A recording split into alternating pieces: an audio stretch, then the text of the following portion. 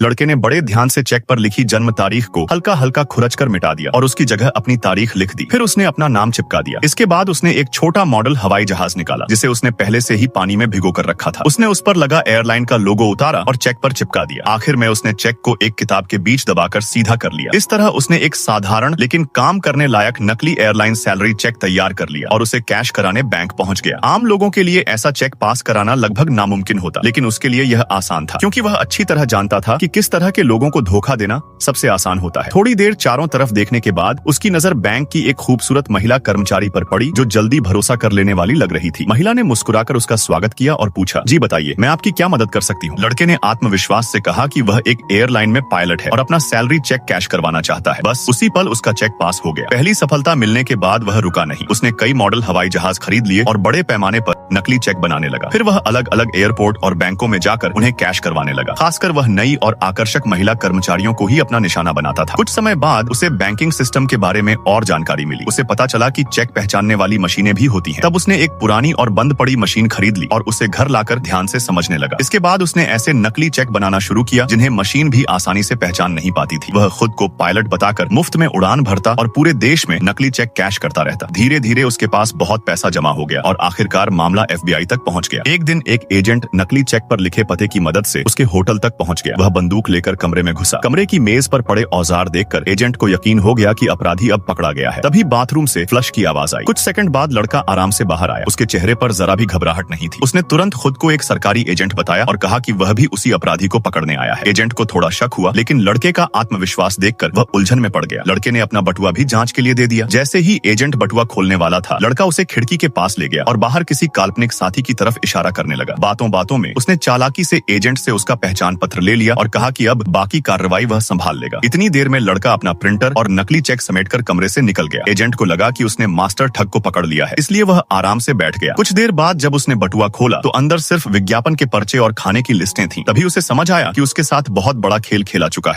लड़के ने बड़े ध्यान से चेक पर लिखी जन्म तारीख को हल्का हल्का खुरचकर मिटा दिया और उसकी जगह अपनी तारीख लिख दी। फिर उसने अपना नाम चिपका दिया। इसके बाद उसने एक छोटा मॉडल हवाई जहाज निकाला जिसे उसने पहले से ही पानी में भिगो कर रखा था। उसने उस पर लगा एयरलाइन का लोगो उतारा और चेक पर चिपका दिया। आखिर में उसने चेक को एक किताब के बीच दबाकर सीधा कर लिया। इस तरह उसने एक साधारण लेकिन काम करने लायक नकली एयरलाइन सैलरी चेक तैयार कर लिया और उसे कैश कराने बैंक पहुंच गया। आम लोगों के लिए ऐसा चेक पास कराना लगभग नामुमकिन होता, लेकिन उसके लिए यह आसान था क्योंकि वह अच्छी तरह जानता था कि किस तरह के लोगों को धोखा देना सबसे आसान होता है। थोड़ी देर चारों तरफ देखने के बाद उसकी नजर बैंक की एक खूबसूरत महिला कर्मचारी पर पड़ी जो जल्दी भरोसा कर लेने वाली लग रही थी। महिला ने मुस्कुराकर उसका स्वागत किया और पूछा, जी बताइए, मैं आपकी क्या मदद कर सकती हूँ? लड़के ने आत्मविश्वास